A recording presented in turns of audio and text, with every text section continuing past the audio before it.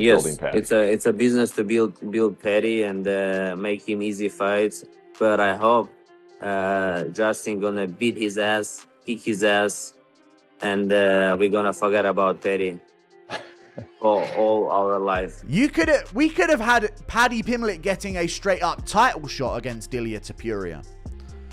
And that was actually in the works and happening. There were rumors of it, but Arman just confirmed he knew about that. Arman Tsarukyan fires back at Paddy Pimblett, exposing surprising tensions and motivations that highlight their escalating rivalry and the UFC's shifting landscape. Meanwhile, Arman Tsarukyan recently reacted to UFC's plans for the lightweight division, addressing why Paddy Pimblett was positioned for a big fight. Fans wondered if Arman felt overlooked or frustrated by the scheduling, especially after his own victories. He clarified his thoughts on the situation, explaining that the decisions were part of the promotion's strategy rather than personal use.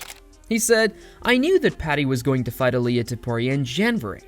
I didn't know they were going to make it an interim title fight. I knew UFC wanted Ilia versus Paddy, and in my mind, I didn't think it mattered even if I knocked him out because things were already set."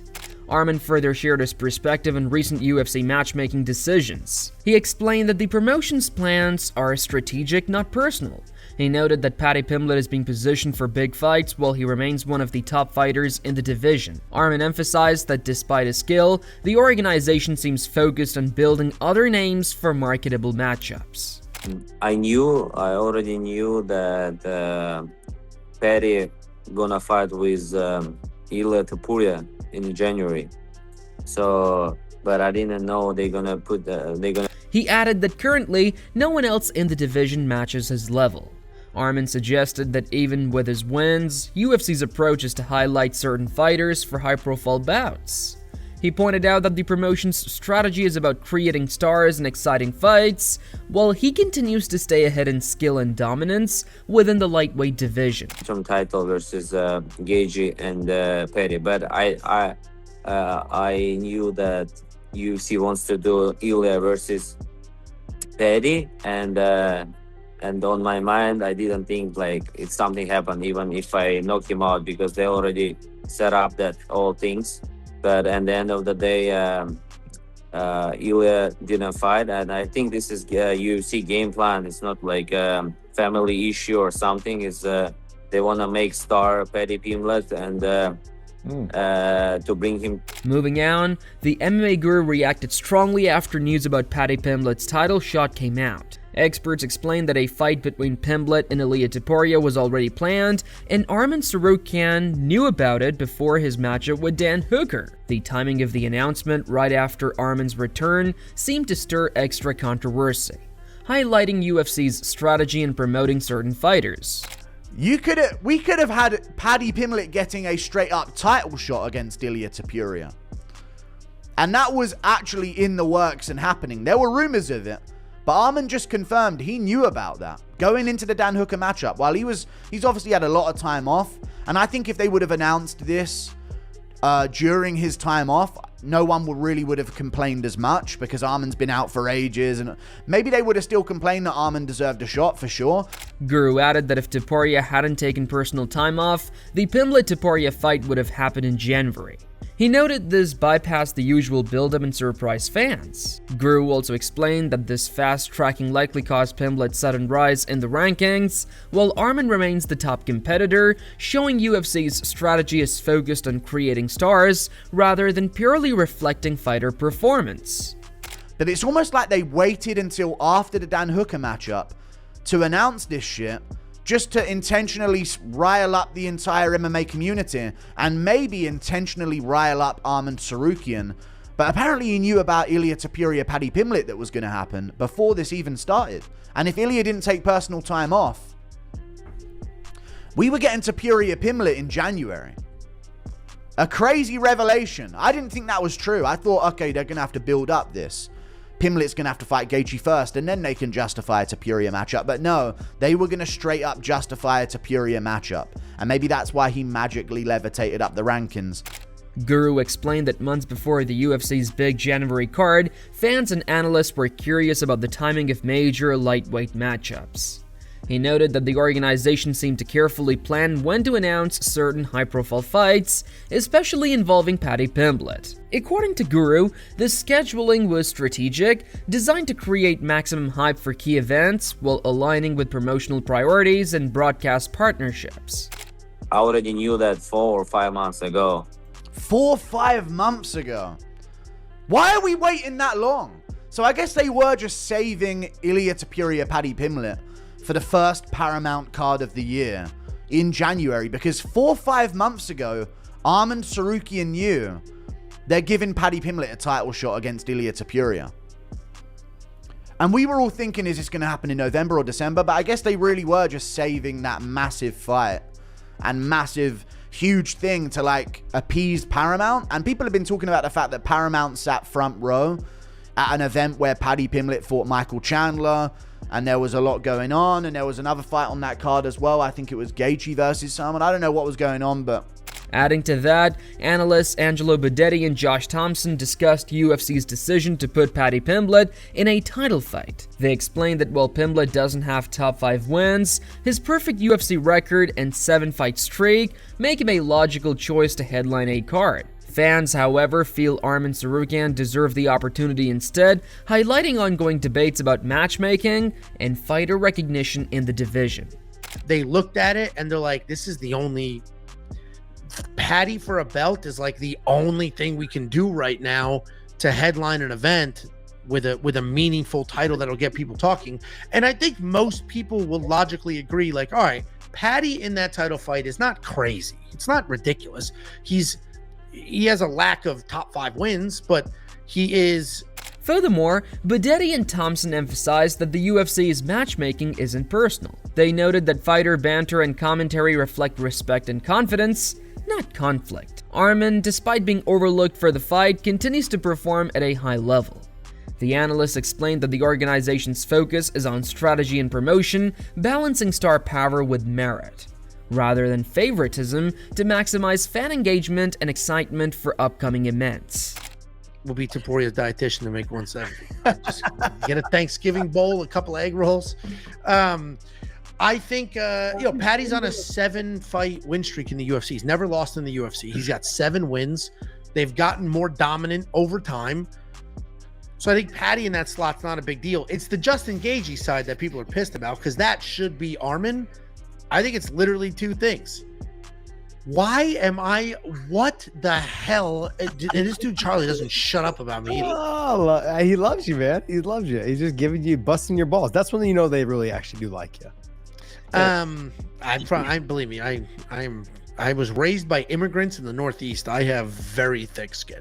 And then this is what I have. Josh is a legit 9.3. I know. That's the chin, the smile.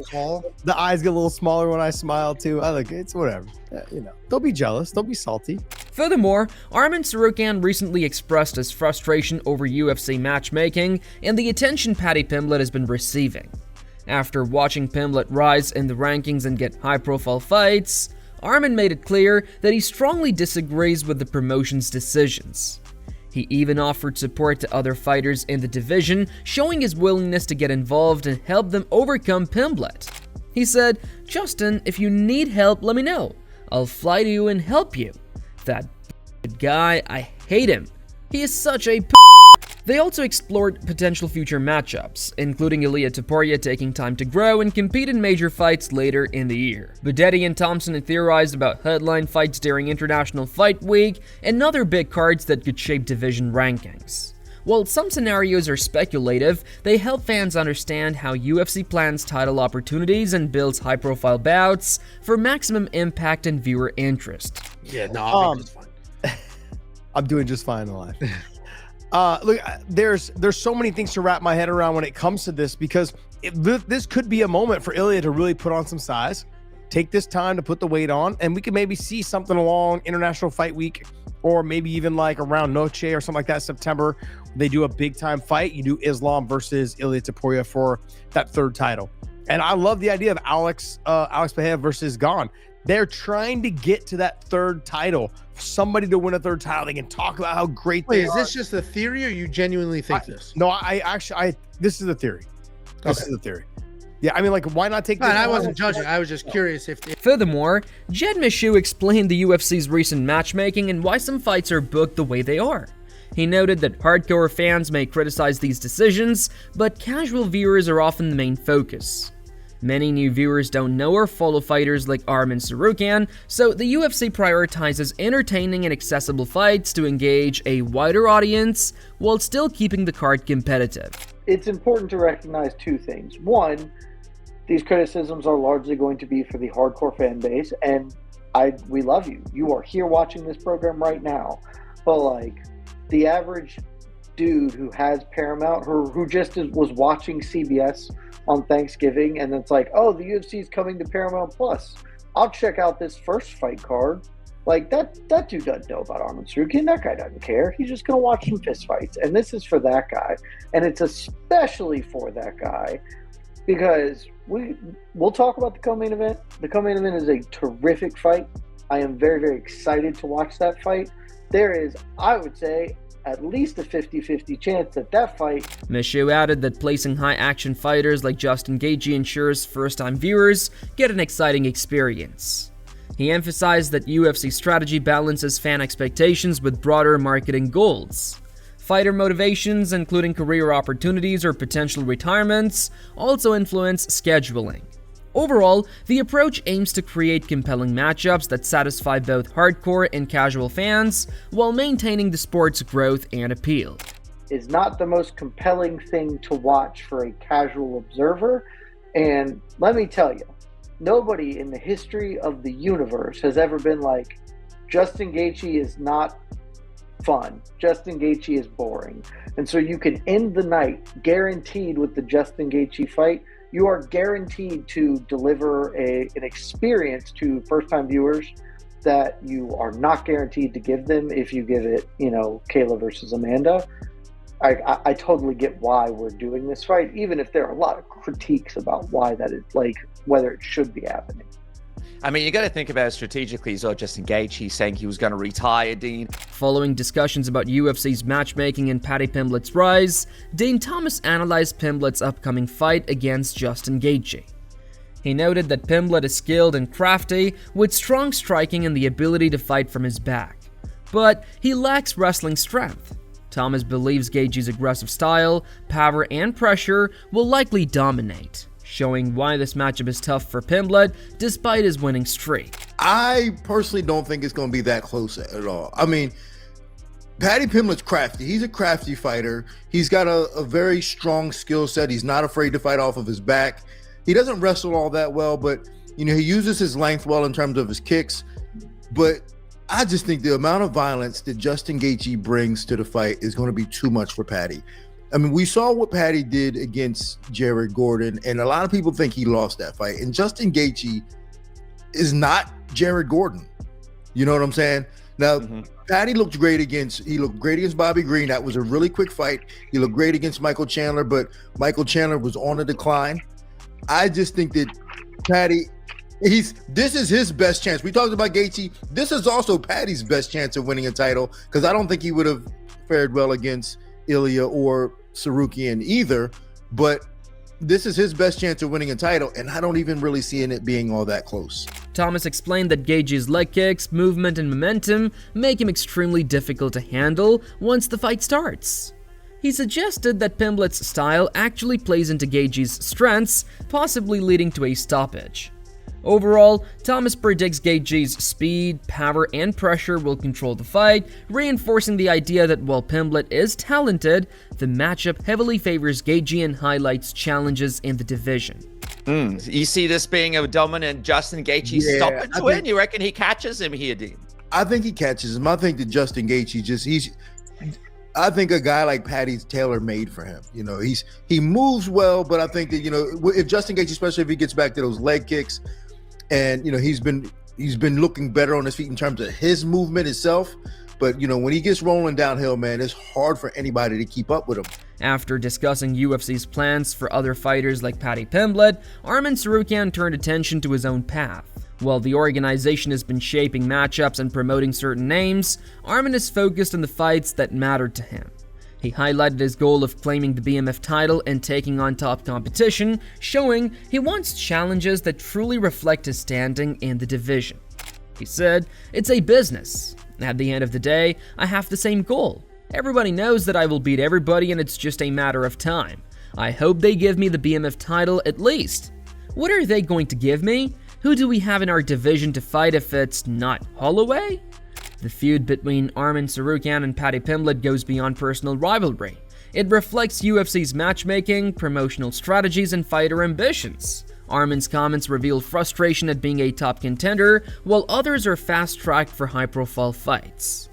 Despite this, he stays focused on proving himself and is even willing to help other fighters, showing dedication to the sport. This situation raises questions about fairness, merit, and fan expectations in the lightweight division. With upcoming major matchups and evolving rankings, fans have plenty to discuss as the UFC balances star making with competition, keeping the division dynamic and unpredictable. So, do you think Arman Tsarukyan deserves a title shot over Paddy Pimblett, or is the UFC's plan for star building justified? Share your thoughts in the comments below.